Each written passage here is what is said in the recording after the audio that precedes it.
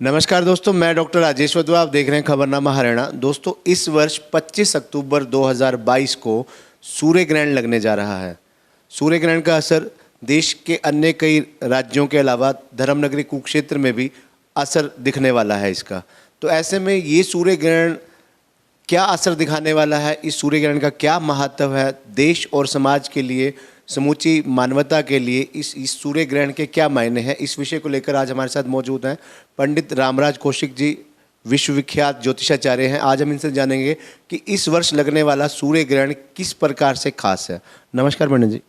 नमस्कार सर, मैं ये जानना चाहूँगा कि इस बार जो सूर्य ग्रहण लगने जा रहा है, इस सूर्य ग्रहण का क्या महत्व है।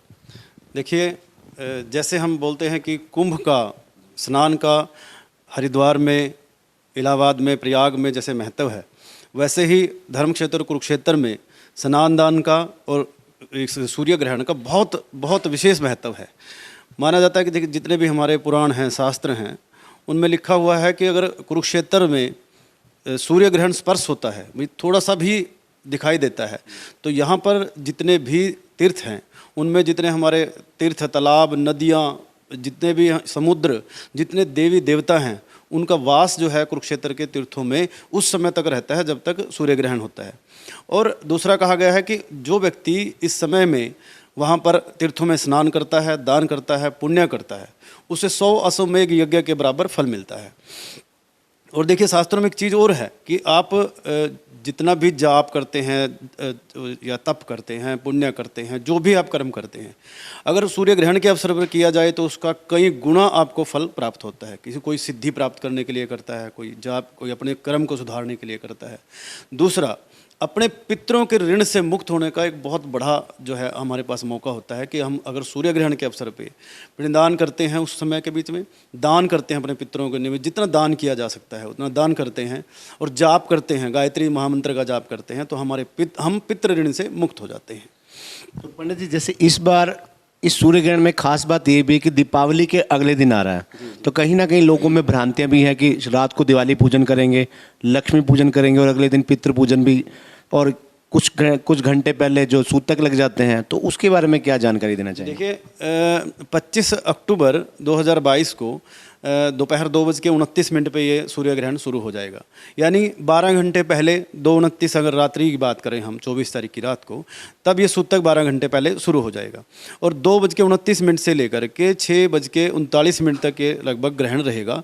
बहुत लंबा समय है। लेकिन दूसरा सूर्य ग्रहण जो कुरुक्षेत्र में दिखाई देगा, कुरुक्षेत्र में 4:25 35 सेकंड से लेकर के और 5:39 तक सूर्य ग्रहण लगा हुआ ही अस्त हो जाएगा, जिसको हम बोलते हैं ग्रस्तो अस्त खंड सूर्य ग्रहण, कि सूर्य ग्रहण लगा हुआ है और सूर्य अस्त हो जाएगा। दूसरा, जो लोग कई बार दीपावली पूजन करके अगले दिन सोचते हैं कि अमावस्या है, कि पितृ पूजन हम अगले दिन कर लेंगे, लेकिन ऐसा आपकी बार नहीं होगा। सुबह चतुर्दशी में आप पितृ पूजन कीजिए और उसके बाद जो है रात्रि में, शाम को आप दीपावली का पूजन कीजिए, क्योंकि दीपावली पूजन करने के पश्चात 24 तारीख को रात्रि में 2:29 पे सूतक लगना है। जैसे ग्रहण वर्ड अपने आप में एक नकारात्मकता का प्रतीक नजर आता है कि इसको ग्रहण लग गया, मेरे काम में ग्रहण लग गया, मेरी इसको तो इसके रोजगार पे ग्रहण लग गया, अब सूर्य पे ग्रहण लगने जा रहा है। तो कहीं ना कहीं ऐसे मौके पर कोई सकारात्मक कार्य भी किए जा सकते हैं जो देश, समाज और खुद इंसानियत के लिए भी लाभदायक हो, सकारात्मक परिणाम हो इसके। बिल्कुल राजेश जी, बहुत बढ़िया आपने सवाल किया। देखिए, सबसे बड़ी बात है कि सूर्य ग्रहण होता है राहु ग्रस्ते दिवाकरे, कि राहु जो है जब सूर्य को ग्रसित कर लेता है तब सूर्य ग्रहण लगता है। सूर्य ग्रहण के अवसर पे हम जितना अभी हम बात कर रहे थे दान पुण्य की, और कई बार जैसे हम महाभारत की बात करें, अगर हम महाभारत में भीष्म पितामह जी, विदुर जी सारे बैठते हैं, संत जितने हैं, भगवान कृष्ण से भी पूछते हैं कि क्या ये युद्ध टाला जा सकता है, कैसे भी, क्या युद्ध भाई किसी भी तरह से। तो वहाँ पर एक सवाल आता है कि देखिए, जो आकाशीय लक्षण है, उन्होंने कई लक्षणों की बात की कि आकाश का रंग बदल रहा है, लाल हो रहा है, और एक बात वहाँ पर आती है, नोट करने वाली है, कि एक पक्ष में 2-2 ग्रहण लग रहे हैं, तो युद्ध तो अवश्यम भावी होकर ही रहेगा। और अब की बार भी, मतलब मैं डराने वाली बात नहीं कर रहा, मैं सिर्फ एक तथ्य की बात कर रहा हूँ कि शास्त्रों में ऐसा लिखा है।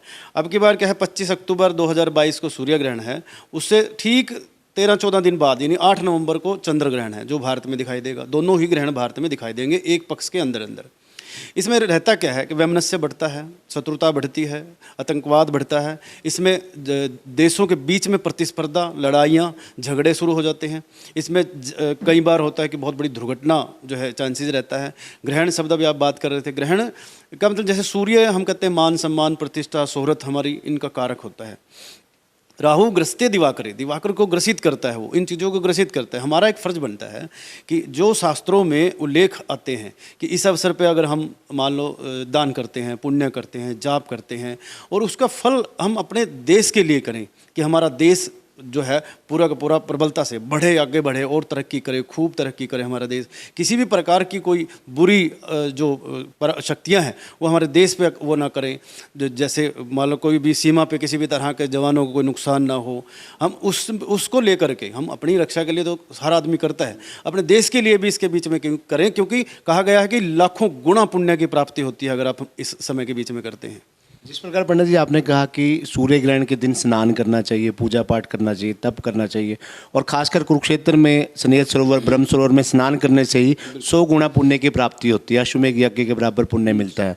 तो ऐसे में कुछ परहेज भी जरूरी होंगे कुछ महिलाओं के लिए या बच्चों के लिए या बुजुर्गों के लिए, जिन्हें इस सूर्य ग्रहण के अवसर पर कहीं कुछ रुकावट आए या परहेज करना चाहिए, बचाव करना चाहिए अपना। देखिए, पहले हम शास्त्रों की बात कर वो थी, अब साइंस ने भी इसको मान लिया है। और आप खुद भी देखिए, जब भी सूर्य ग्रहण लगता है, सूर्य ग्रहण के अवसर पे आप किसी गाय के आगे, भैंस के आगे, पशु के आगे चारा डालिए, भैंस वो चारा नहीं खाएगी। बंदर हैं, कितने उत्पत्ति होते हैं, बंदर आपको पेड़ पे नहीं मिलेगा, पृथ्वी पर बैठा मिलेगा, कि उनको कहीं ना कहीं एक आभास जो है ना प्रकृति के अंदर हो जाता है कि कुछ ना कुछ जो है ना घटना गलत घट रही है। तो इसके बीच में अब आपने जैसे सवाल किया कि अगर हम जैसे हमें क्या परहेज़ करने चाहिए, इस समय के बीच में सिर्फ हरि स्मरण कि हरि का सुमरन करें, प्रभु का नाम लें, मंत्र का जाप करें, स्नान करें और जितना दान किया जा सके वो करें। अपने जो अलग से वो कार्य हैं सारे छोड़ करके बैठ करके प्रभु का ध्यान करें। घंटा 1 घंटे का काम होता है। दूसरा, महिलाओं को रहता है कि जो गर्भवती महिलाएं हैं उनके गर्भ पे किसी प्रकार का कोई प्रभाव नेगेटिव ना पड़े, उसके लिए वो एक तो सोए ना, उस समय के बीच में किसी प्रकार का कोई फल ना काटें, कोई सुई धागा का प्रयोग ना करें, बल्कि कोई भी फल या नारियल अपनी गोद में लेकर के बैठ जाएं और जब ग्रहण ठीक हो जाए उसके बाद उसको कहीं भी जल प्रवाह कर दी जाए। कोई ऐसा मंत्र भी है, छोटा मंत्र, जो पूरे सभी हर किसी के लिए आसान हो, जैसे हम कहते हैं ओम नमः शिवाय जाप करते रहें, ऐसा कोई जाप जो सूर्य ग्रहण की समयावधि के दौरान बच्चे से बच्चा, छोटे से छोटा बच्चा जिसे आसान, जिसकी याददाश्त थोड़ी कमज़ोर हो या लंबे मंत्रों का जाप ना कर सकता, उसके लिए वो शब्द ही बड़े अचूक हों? देखिए, वैसे तो हम कहते हैं कि गायत्री जो महामंत्र है, सबसे बड़ा मंत्र हम मानते हैं बहुत, उसका जाप किया जाए। और दूसरा, अगर हम कोई आदमी पूरा मंत्र नहीं बोल सकता तो जो महामृत्युंजय बीज मंत्र है, ओम ह्रोम जुम सह, इस मंत्र का जाप कीजिए। ये बीज मंत्र है, ओम ह्रोम जुम सह, इस मंत्र का जाप कीजिए, बहुत बढ़िया फल आपको मिलेगा। पंडित जी, जैसे कुरुक्षेत्र में जो सूर्य ग्रहण लगता है उसका अपने आप में एक महात्म है। बचपन से ही हम देखते हैं लाखों की संख्या में लोग स्नान करने के लिए आते हैं। तो क्या ऐसा ज़रूरी है कि जब सूर्य ग्रहण का अवसर हो, कुरुक्षेत्र में स्नान करने के लिए देश दुनिया से लोग ज़रूर आएँ? कुछ लोगों की मजबूरी होती है, जैसे मान लीजिए बुजुर्ग हैं या कोई मजबूरी है कि वो कुरुक्षेत्र नहीं आ सकते स्नान करने के लिए, लेकिन वो सूर्य ग्रहण का पुण्य कमाना चाहते हैं, तो वो घर बैठे कैसे कमा सकते हैं पुण्य उसका?